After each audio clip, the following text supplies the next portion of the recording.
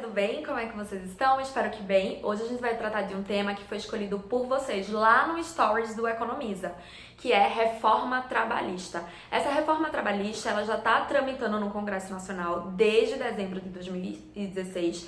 Ela foi enviada através da equipe do nosso presidente, Michel Temer. Sendo que de lá para cá, houveram várias manifestações e várias alterações no texto base, que hoje contempla 55 páginas e é de autoria do deputado Rogério Marinho, do PSDB.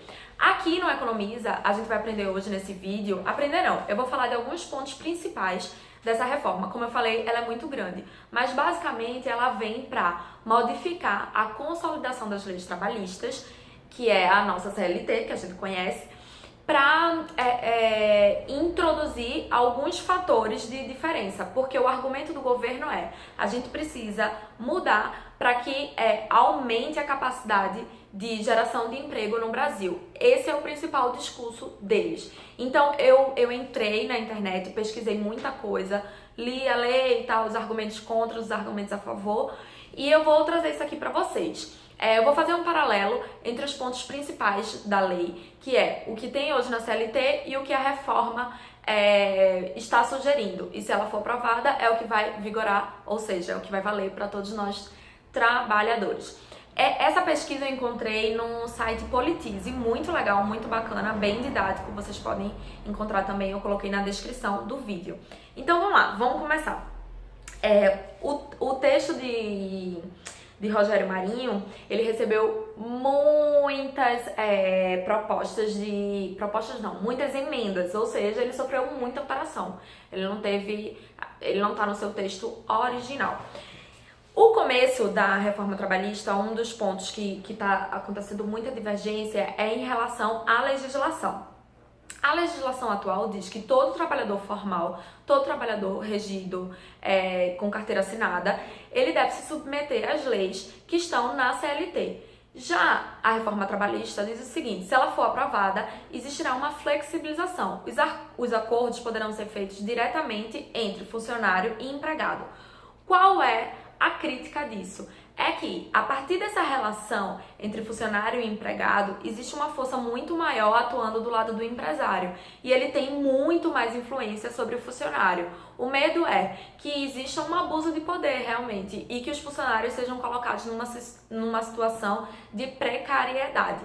Por outro lado, as pessoas falam que vai existir muito mais flexibilização, entre a tratativa com o empresário. E o que é que vocês acham sobre isso? Reflitam sobre a experiência de vocês no mercado de trabalho. O outro ponto é em relação à jornada de trabalho. Atualmente, a jornada de trabalho são 8 horas semanais, ou 8 horas diárias e 44 horas semanais. Com a reforma de trabalho, ela sugere que sejam 12... Existe a possibilidade de 12 horas de trabalho com intervalo de 36 horas. E os limites semanais e anuais não serão modificados. Qual é a crítica disso? Nossa, trabalhar 12 horas por dia, que absurdo, não sei o que, não. E o que o pessoal que é a favor da reforma fala é o seguinte: existem já profissões que já trabalham dessa forma. O pessoal que trabalha em call center, profissional liberal, médico, enfermeiro, segurança. Então, e aí, o que é que vocês acham dessa polêmica? Lembrando que nessa parte de jornada de trabalho, a jornada mensal e semanal será a mesma. O que vai mudar é essa escolha de se trabalhar 12 horas, folga 36 horas. Outro ponto, em relação à justiça gratuita. O trabalhador, ele pode procurar a justiça caso ele declare que ele ganha até 2 salários mínimos ou ele declare que não possui recursos para arcar com aquele processo. Então, a justiça para ele é de forma gratuita. Com a reforma trabalhista, isso não vai ser mais possível. O que é que vai acontecer? Ele tem que provar que ele recebe menos de 40% do teto do INSS ou ter como comprovar que realmente não possui recursos. Aí a justiça para ele se dará de forma gratuita também. A terceirização, a queridinha e odiada terceirização, que muita gente fala sobre ela também, pela CLT, a CLT ela prevê a terceirização para os cargos meios. O que são os cargos meios, Isa?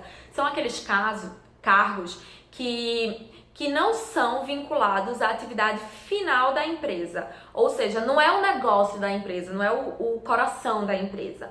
E a partir da reforma trabalhista, todos os cargos, meio e fim, poderão ser terceirizados.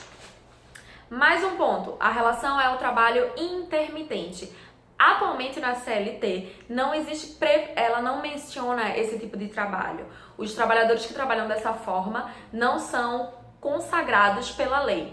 E a partir da CLT, eles serão consagrados sim, terão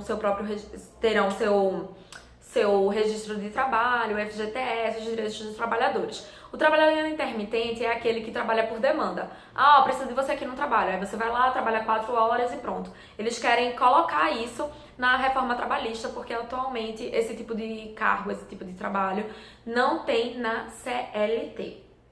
Um outro ponto também que é muito polêmico, que quem é contra e quem é a favor, é em relação à contribuição sindical. Atualmente, todo trabalhador é obrigado a contribuir com o sindicato ao qual ele faz parte.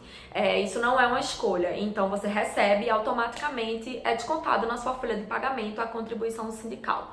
A reforma trabalhista diz que, a partir de agora, se ela for aprovada, você pode escolher se você quer contribuir ou não. Ela está passando isso pro trabalhador, essa escolha.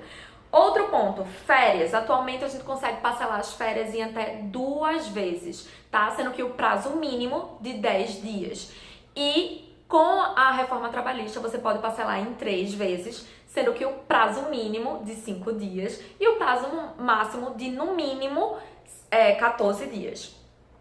O trabalho parcial. O trabalho parcial são 25 horas semanais, sem hora extras. E já na reforma trabalhista, eu vou ler porque isso aqui realmente não decorei. São 30 horas semanais, 100 horas extras e 26 horas semanais com até 6 horas extras. Vejam que são muitas horinhas para ir, mas é importante a gente ver o horário mensal, se tá batendo com o que tá na CLT, tá? E a relação de contrato temporário, que atualmente são 90 dias, sendo possível renovar por mais de 90. Com a reforma será de 180, podendo renovar por mais 90 dias. Esses são os pontos que eu considero mais importantes, que eu li lá nesse site que eu falei pra vocês e queria contribuir pra vocês com isso. E deixar aqui uma questão um pouco no ar e reforçar o posicionamento contra e reforçar o posicionamento a favor. As pessoas que são a favor e diante disso, o governo, ele fala que com a reforma trabalhista a gente vai ter mais clareza, mais objetividade e vai conseguir contemplar todos os setores econômicos dentro da legislação, coisa que a CLT não abrangia e que eles consideram que é falha.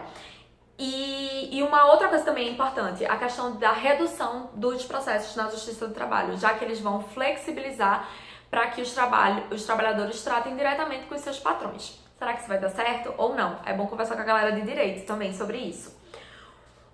E os argumentos contra a precarização, o retrocesso e que não temos garantias que com todas essas mudanças a gente vai aumentar a taxa de emprego no país. Agora eu quero deixar a minha pulguinha atrás da orelha de vocês, que é o seguinte: vocês acreditam que está existindo uma pressa excessiva na aprovação dessa reforma?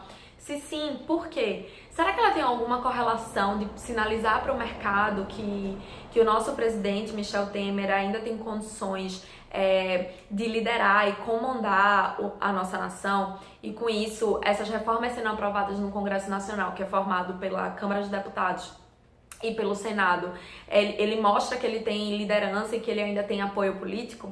O que é que vocês acham? Quero saber da opinião de vocês. Beijo e não esqueçam de se inscrever no canal. Tchau!